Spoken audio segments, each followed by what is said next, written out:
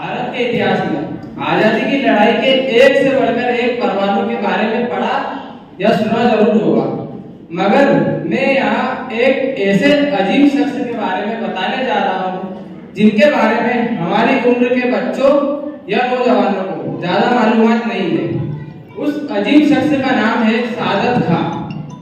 जैसा कि हम सभी जानते हैं, 1857 की पहली जंग आजादी को आज लगभग 1.5 सदी से ज्यादा वक्त गुजर चुका है और हम आजादी की 75वीं बरसी में हैं।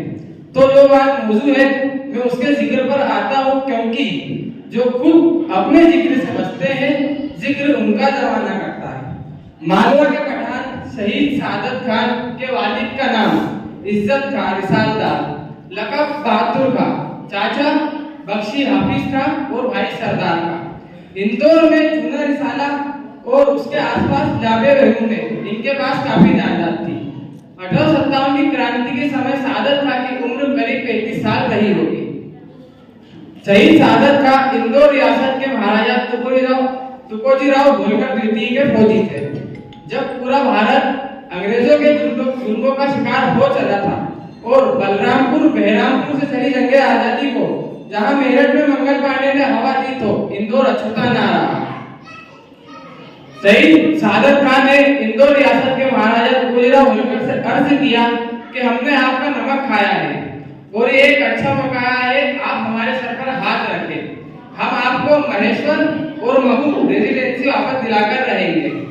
अगर आप 1818 में हुए मल्हार राव सती के सुलहनामे के कारण ऐसा नहीं कर सकते तो आप अंग्रेजों को बता दीजिए कि मेरे सारे फौजी बागी हो गए। बगावत की खबर सुनकर इंदौर खामोश न रह सका। 1 जुलाई 1857 को सादत खान के नेतृत्व में क्रांति की तोपें गड़गड़ा उठी। सुबह 8 बजे सादत खां, भागीरथ सिलावट, वंश गोपाल, भाई सरदार खां, हीरा सिंह और अन्य साथी रेसिडेंसी जा पहुंचे, जहां सादत खान ने कर्नल लॉरेंस से बात करना चाही, लेकिन वो अनाप शनाप बकने लगा, जिसका इन्होंने विरोध किया तो कर्नल ने तमंचा चला दिया जो सादत खान के कान को छूता हुआ निकल गया। सादत खान ने बचते हुए अपने घोड़े पर बैठने की कोशिश की तो इसी बीच कर्नल ट्रेवर्स आ पहुंचा और धमकाते हुए तलवार से मुकाबला करना चाहा, जिसमें सादत खान के गाल पर एक गहरा घाव लगा। अपने सरदार को लहूलुहान देख क्रांतिकारियों का गुस्सा टूट पड़ा और सादत खान के आदेश पर होलकर सेना के तोपची महमूद खान ने पहला गोला रेसिडेंसी कोठी पर दागा। गोला ठीक उसी जगह जा लगा जहां कर्नल लॉरेंस का ऑफिस था।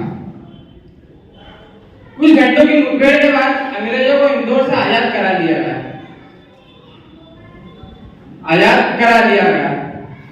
कुछ ही देर में बगावत की खबर पूरे शहर में फैल गई और देखते ही देखते इसी जगह रेसिडेंसी में हजारों लोगों की भीड़ जमा हो गई। सादत खान ने सभी को संबोधित किया और क्रांति को आगे बढ़ाते हुए अपने कदम दिल्ली की ओर मोड़ दिए। रास्ते में ही फिरोज शाह की फौज भी सादत खान के साथ मिल गई। अब फौजियों की संख्या 8,000 पार हो चुकी थी। सादत खान ने सभी अंग्रेजों को परास्त करते हुए दिल्ली की ओर कदम बढ़ाया। 20 सितंबर 1874 को अंग्रेज दिल्ली पर काबिज हो गए और मुगल सम्राट बहादुर शाह जफर को बंदी बना लिया।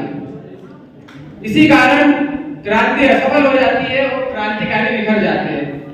अंग्रेजों द्वारा क्रांतिकारी नेताओं को ढूंढ कर काला पानी, फांसी और तोपों से उड़ाने की सजा दी जाती है, लेकिन सादत खां का पता नहीं चलता कि आखिर वे कहां है।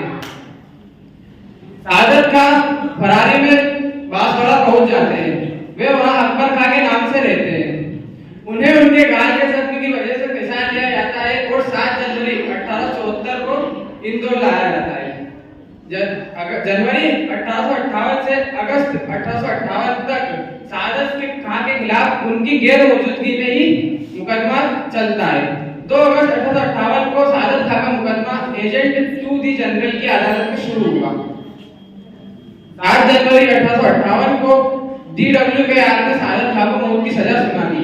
1 अक्टूबर 1874 को आजादी के इस महान क्रांतिकारी को फांसी दे दी गई।